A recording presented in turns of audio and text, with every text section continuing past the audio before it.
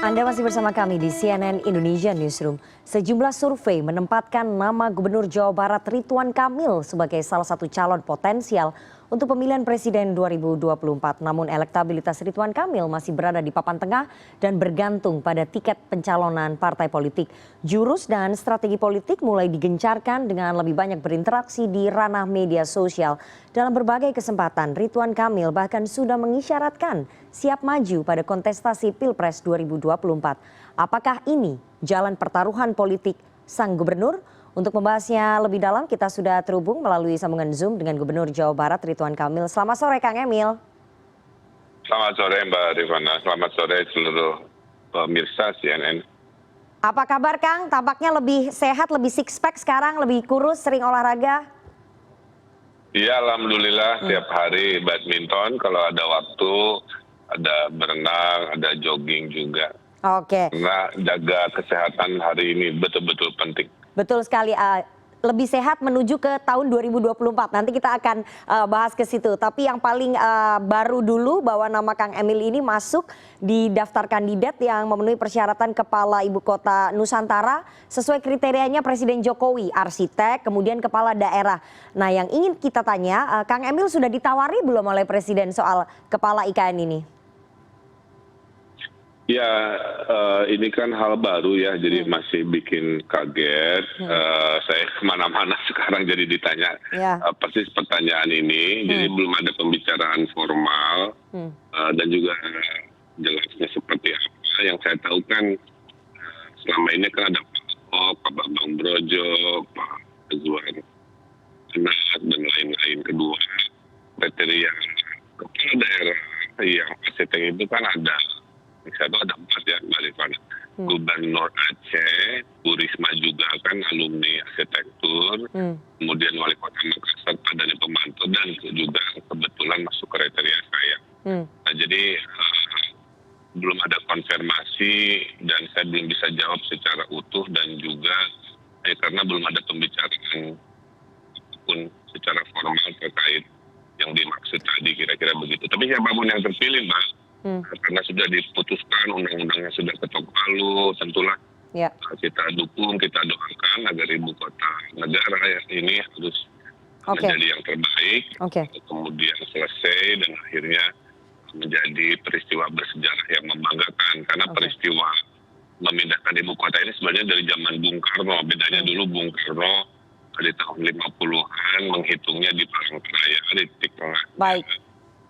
Ternyata Jokowi memilih di Penajam di Kalimantan. Oke. Oke, Kang Emil, tapi Kang Emil sendiri sebagai seorang arsitek tertarik tidak sih dengan posisi kepala IKN ini? Karena ini wilayah baru sesuai kompetensi Kang Emil, lebih banyak bisa dieksplor dan lebih menantang. Tertarik nggak, Kang? Ya, saya kira bukan soal tertarik tidak tertarik ya. Kalau ada penugasan kan ada pertimbangan. Saya kan juga Gubernur Jawa Barat ya. Memang secara janji-janji politik 3 tahun banyak yang sudah terpenuhi.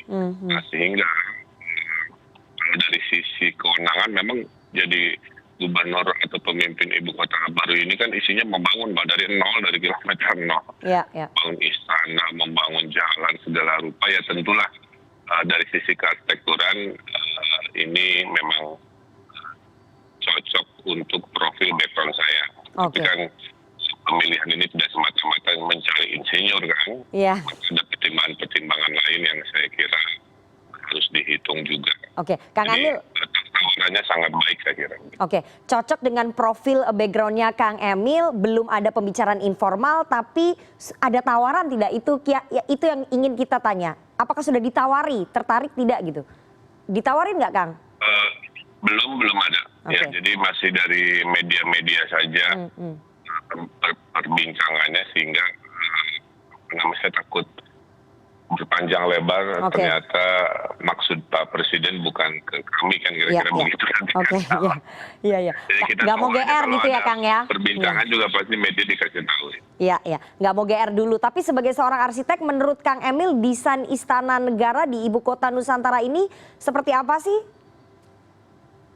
Ya, saya kira namanya rumah presiden ya, harus merepresentasikan kebinekaan, kenusantaraan. Dari namanya aja sudah dipilih, merupakan gabungan seluruh daerah-daerah di Indonesia. Dan ini momentum karena dibangun dari nol, harus jadi juara dunia itu menurut saya ya. Karena ilmunya, uangnya, momentumnya itu sangat memungkinkan. Dan istana sebagai bangunan pertama menyimbolkan presiden siap tindak dan akan diikuti tentunya oleh kementerian-kementerian dan elemen-elemen trias politik lainnya. Dan kita lihat mudah-mudahan istana negara ini, atau istana ibu kota ini harus keren banget, harus membanggakan. Tidak hanya penampilannya, Mbak, tapi apakah green arsitekturnya, kira-kira begitu ya. Kemudian ada simbol-simbol keindonesiaan yang tentunya akan membanggakan. Karena pada dasarnya Jakarta kan tidak didesain untuk ibu kota. Dulu itu zaman pemerintah kolonial, kalau diizinkan saya cerita sedikit, itu rencananya tuh pindah ibu kota tuh ke Bandung. Makanya militer Bandung Cimahi itu sudah selesai pindah ya. Kemudian ada pindah Kementerian Perhubungan, SDM, kemudian Jepang datang. Nah, peristiwa bersejarah akhirnya pindah ke Jakarta lagi, tapi tidak didesain. Jadi memang tambah sulam sebagai ibu kota. Nah, dalam perjalanannya kota Jakarta kan terlalu berat ya, dari sisi segala rupa bisa dipahami, termasuk penurunan permukaan air tanah, kemacetan, tata kota dan lain-lain. Jadi mimpi lama ini yang dari zaman Bung Karno ini sebenarnya bukan hal baru. Jadi tidak usah diperdebatkan kok pindah dari Jakarta. Ya memang dari dulunya Jakarta tidak disiapkan sebagai ibu kota. Nah sekarang momentum bersejarahnya hadir, saya dan kita publik mengomentari juga sebenarnya harusnya diberikan ruang ya, karena ini kan kebersamaan dan harusnya istana negara sebagai simbol itu terbaik, dicintai rakyat, disukai rakyat dan membanggakan. Itu kriterianya, saya kira itu kalau saya boleh berkomentar atau mengkritik. Kang Emil, ini selain masuk daftar kandidat kepala IKN, ternyata nama Kang Emil kan juga moncer ya di puncak survei Capres dan juga Cawapres 2024. Bahkan Kang Emil sudah beberapa kali menyatakan siap maju lahir batin di Pilpres 2024. Kenapa ingin maju Pilpres? Karena menurut kami, menurut banyak mungkin warga Jawa Barat yang sayang dengan Kang Emil, kan Kang Emil baru 1 periode memimpin Jawa Barat. Kenapa kemudian ingin maju Pilpres? Ya kalau pertanyaan itu kan politik itu bukan matematika. Saya fokus kepada apa yang dikerjakan. Tapi kan wartawan kayak Mbak Rifana nanya terus kemanapun saya pergi ke kegiatan, orang itu cenderung nanya. Dan ya akhirnya saya jawab apa adanya. Kan jawaban saya nggak berubah Mbak Rifana. Yang namanya takdir politik dan lain-lain itu harus dihadapi dengan sebaik-baiknya. Apa itu maksudnya? Ya kalau takdirnya ada, istilah saya pintunya terbuka, ya nggak mungkin ditolak, kita bismillah aja. Nah, seperti dulu saya tidak pernah bercita-cita jadi wali kota Bandung, tiba-tiba 2013 ada pintu terbuka untuk memperbaiki kota kelahiran, ya akhirnya bismillah. Kalaupun tidak terbuka kan tidak ada masalah juga. Masalah 1 periode, 2 periode, itu kan matematika ya. Jadi Anies juga kan 1 periode punya keinginan, Jokowi juga dulu gubernur tidak 2 periode, itu juga direkam dan lain sebagainya. Jadi saya kira intinya walaupun saya tidak ke nasional, periode kedua sebagai gubernur Jawa Barat itu adalah sesuatu yang sudah di depan lebih manajemen dan lebih realistis. Saya kira sangat-sangat dipertimbangkan dengan maksimal. Tapi kan tiba-tiba dengan pemikiran ini ada peluang dan kesempatan yang sangat terukur, tentulah juga keputusan yang terbaik di momen itu bisa kita putuskan. Contoh ya, kayak Kiai Ma'ruf Amin kan nggak ada beliau-beliaunya, nggak ada di survei-survei. Tapi oleh sebuah momen bersejarah beliau, Kiai kan akhirnya terpilih sebagai wakil presiden. Ini menunjukkan bahwa karir politik itu tidak selalu matematik, kira-kira begitu. Orang seperti saya kalau berikan kemudahan banyak pilihan kira-kira Baik. termasuk pilihan meneruskan atau kalau ada kesempatan untuk nasional Oke. ya tentunya dibismillahkan saja. Oke. Daripada saya ditanya wartawan terus kan kemana-mana saya pergi bilang enggak nanti bohong juga kan begitu. Yang penting mah objektif dan proporsional aja tidak Oke, berlebihan, ya kan? baik. Kita akan lanjutkan perbincangan kita dengan Gubernur Jawa Barat Ridwan Kamil sesaat lagi. Jangan kemana-mana karena masih banyak pertanyaan-pertanyaan tentang masa depan politiknya Kang Emil yang harus dijawab. Jangan kemana-mana, kita akan kembali usai jeda. Tetap bersama kami di CNN Indonesia Newsroom.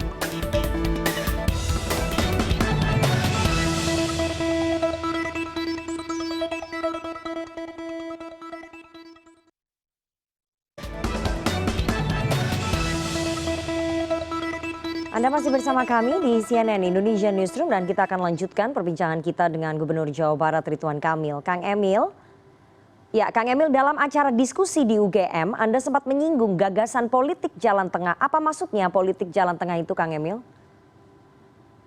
Sebenarnya politik jalan tengah itu adalah politik Pancasila. Mbak Rifana kan bisa lihat ya, ruang-ruang politik praktis kita ini bising ya. Ada saling serang antar buzzer, kira-kira begitu. Sehingga banyak aspirasi dari masyarakat yang merasa lelah bertengkar terus. Apalagi hari-hari ini kan ada kejadian Bang Arteria Dahlan, sekarang Edi Mulyadi, yang mengoyak dan menghabiskan ruang-ruang informasi karena pertengkaran tadi. Politik jalan tengah itu adalah yang merangkul di kiri, merangkul di kanan, kemudian semua sepakat bahwa Pancasila jalan tengah itu adalah jalan yang terbaik. Kan Pancasila itu kan kompromi, Mbak, dari semua perbedaan-perbedaan agama, dari semua perbedaan status ekonomi, keberagaman dan lain-lain. Dulu ada Piagam Jakarta yang sila pertamanya ya tentang syariat Islam bagi pemeluk-pemeluknya kan akhirnya dikompromikan, dihilangkan. Jadi memang di tengah. Nah itu mungkin tawaran saya ingin menjadi sebuah jawaban terhadap situasi hari ini agar Indonesianya maju tapi jangan banyak bertengkar melalui politik di tengah. Kira-kira begitu. Oke. Sejauh ini bagaimana komunikasi politik Kang Emil dengan partai-partai politik? Apakah sudah ada yang intens mau mengusung atau masih dalam masa penjajakan, Kang Emil? Kalau semua partai politik kan komunikasi jalan terus ya, namanya makhluk politik kan jangan membatasi komunikasi. Jadi itu sudah sangat intens ya dari semua partai politik diwakili oleh pengurusnya, ketuanya saya rajin menyapa, ngirim bingkisan, ngobrol sana sini.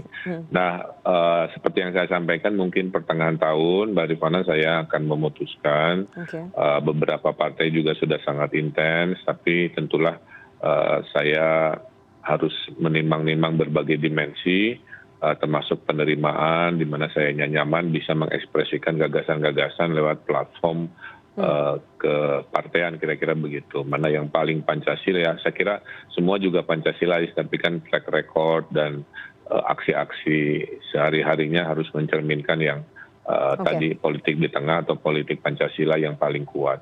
Nah mungkin hitungan beberapa bulan nanti tentunya pasti saya sampaikan juga ke CNN. Artinya pertengahan tahun ini akan kita tahu ya warna partainya apa, kemudian partai apa yang akan dipilih oleh Kang Emil begitu ya. Tapi kriterianya selain Pancasilais ini apa? Kriteria partai politik idaman seorang Ridwan Kamil selain Pancasilais tadi. Kang Emil bilang bahwa semua partai itu Pancasilais, tapi kriteria lainnya apa, Kang?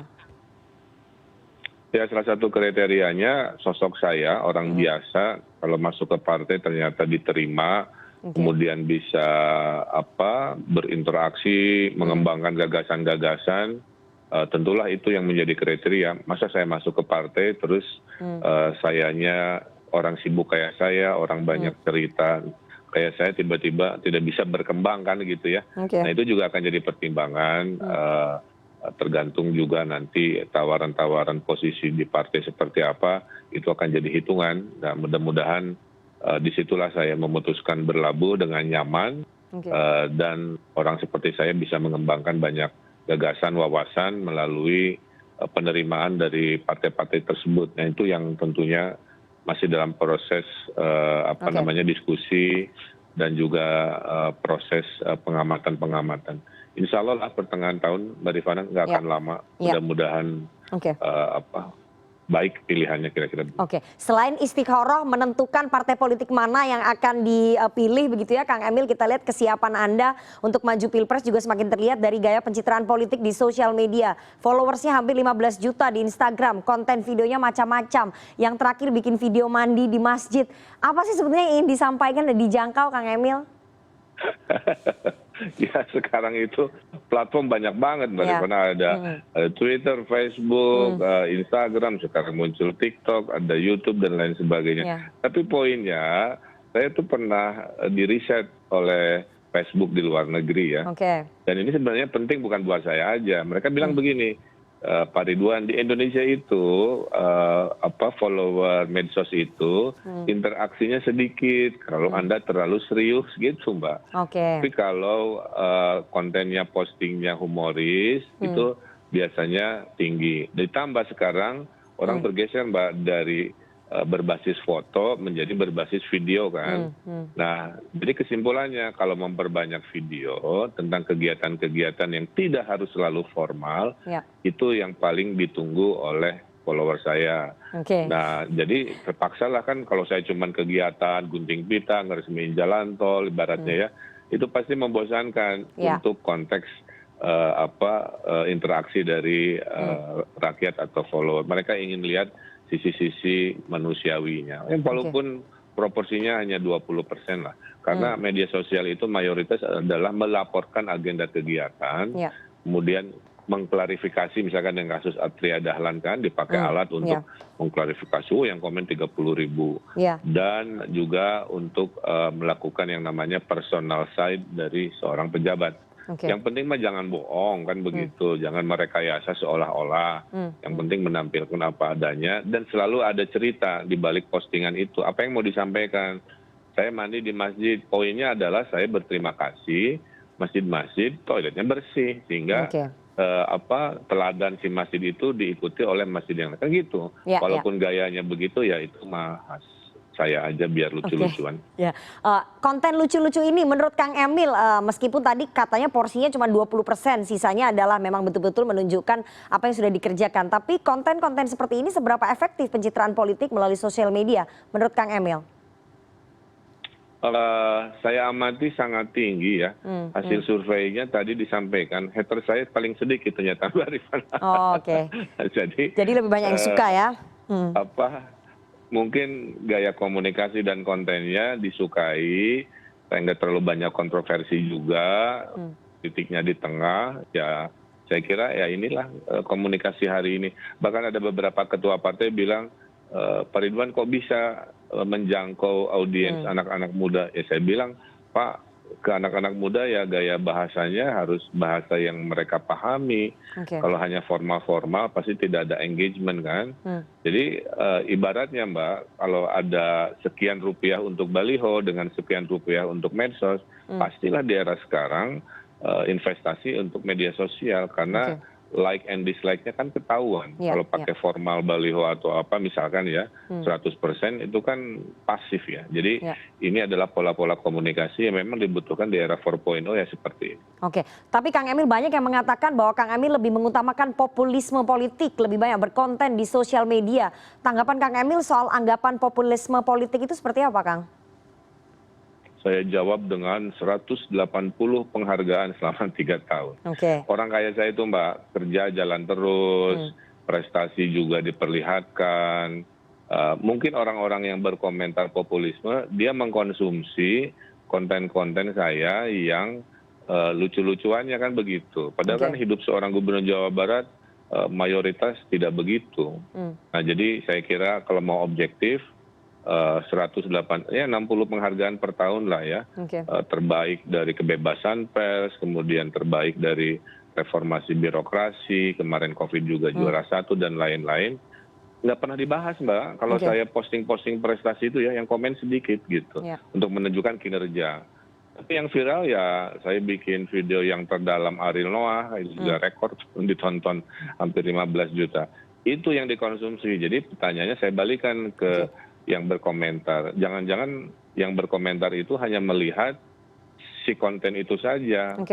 Padahal konten-konten serius lainnya tidak dilihat sehingga mengambil kesimpulan yang tidak komprehensif. Saya kira hak jawab saya itulah kurang lebih. Oke, 2 pertanyaan terakhir. Kang Emil, targetnya untuk Pilpres, Capres atau Cawapres nih? Kalau dilihat dari elektoralnya, kemudian kapabilitas dan logistik dan semuanya, menurut Kang Emil sendiri untuk menilai, Kang Emil targetnya RI 1 atau RI 2?